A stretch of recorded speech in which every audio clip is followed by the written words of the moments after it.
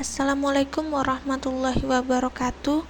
Saya Ade Sri Wahyuni akan mempresentasikan mengenai perairan pedalaman atau internal water. Perairan pedalaman adalah perairan yang ditutup oleh garis dasar penutup teluk, muara, pelabuhan, dan garis-garis dasar yang menutup lekukan di pantai sampai 100 mil laut dan maksimalnya 125 mil laut. Dengan kata lain, perairan pedalaman adalah bagian dari laut yang berada ke arah daratan dari garis dasar kepulauan, juga mencakup saluran air seperti sungai, kanal, danau, dan terkadang air di dalam teluk kecil. Kemudian di perairan pedalaman, kedaulatan negara sama dengan yang dijalankan di daratan.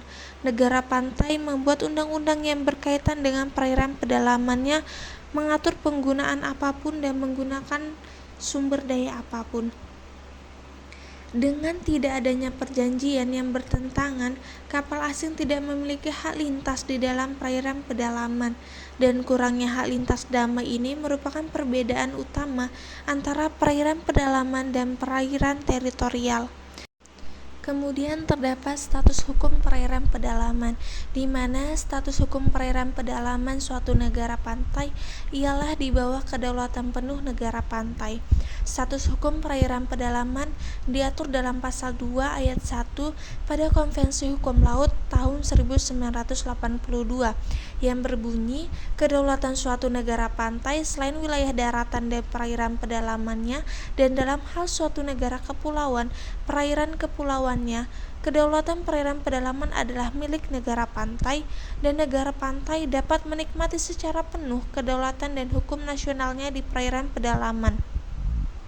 Hukum internasional memberikan kewenangan kepada negara untuk membuat peraturan hukum, mengatur penggunaan perairan pedalamannya, dan memutuskan siapa saja yang boleh memasuki, yang boleh keluar, serta hal-hal yang boleh dilakukan saat memasuki perairan pedalaman. Kekuasaan penuh negara di perairan pedalamannya disebabkan kondisi geografi perairan pedalaman terletak berdampingan dengan teritorial daratan suatu negara. Kemudian terdapat hak pelabuhan. Meskipun tidak ada hak lintas damai dari kapal asing di wilayah perairan pedalaman, serta kapal asing tidak dapat menikmati hak akses secara umum ke pelabuhan suatu negara, hukum kebiasaan internasional mengatur suatu rezim khusus yang dikenal dengan hak akses ke pelabuhan. Ini secara tegas LOSC tidak mengatur mengenai apakah kapal asing memiliki hak untuk akses ke pelabuhan. Namun terdapat dua perjanjian hukum dan kasus hukum yang mendukung prinsip umum mengenai batasan negara pantai untuk melarang kapal asing akses ke pelabuhannya. Perjanjian tersebut yaitu Konvensi pada tahun 1923 dan Statuta on the International Regime of Maritime Sport telah memberikan pengakuan umum mengenai perlakuan yang sama terhadap semua anggota dalam kaitannya dengan hak akses ke pelabuhan. Prinsip ini diakui dalam kasus Saudi Arabia dengan Aramco pada tahun 1958, di mana arbiter menyatakan bahwa according to a great principle of public international law, the port of every state must be open to foreign merchant vessels and can only be closed when the vital interest of the state so required. Ini berarti menurut prinsip besar hukum politik internasional, pelabuhan setiap negara harus terbuka bagi kapal niaga asing dan hanya dapat ditutup bila mana terdapat kepentingan negara yang sangat penting dan mengharuskan untuk menutup akses perairan pedalaman.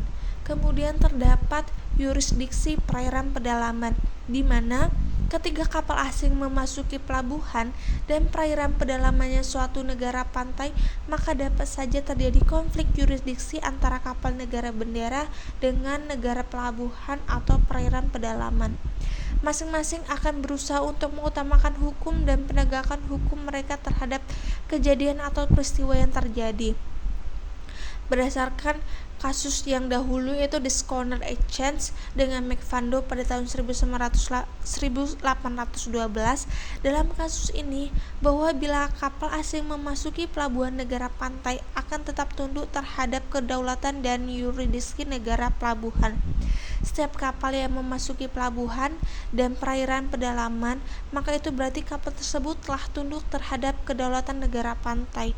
Hukum yang berlaku di perairan pedalaman memiliki karakter rezim hukum yang sama dengan daratan, seperti yang telah disebutkan sebelumnya, yakni dalam artian berlaku yurisdiksi hukum nasional negara kepulauan, dan setiap kapal yang memasuki perairan pedalaman maka berlakulah hukum nasional negara pantai tersebut terhadapnya. Hal-hal yang berkaitan dengan keperdataan dan administrasi tergantung kepada bentuk pelanggaran yang dilakukannya.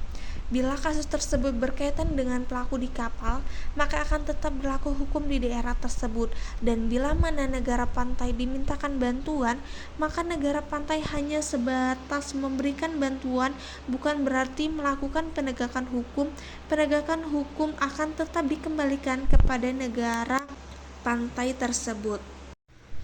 Baiklah, dari pemaparan yang telah saya sampaikan tadi dapat disimpulkan bahwa hukum internasional, khususnya dalam konteks perairan pedalaman, menentukan bahwa negara pantai memiliki kedaulatan penuh di dalamnya.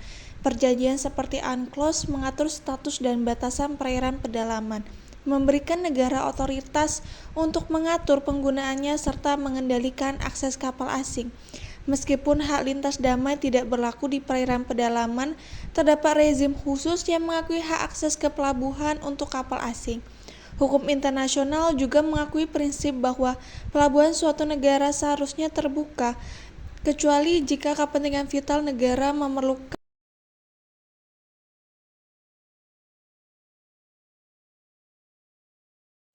Demikian yang dapat saya sampaikan, dan terima kasih. Assalamualaikum warahmatullahi wabarakatuh.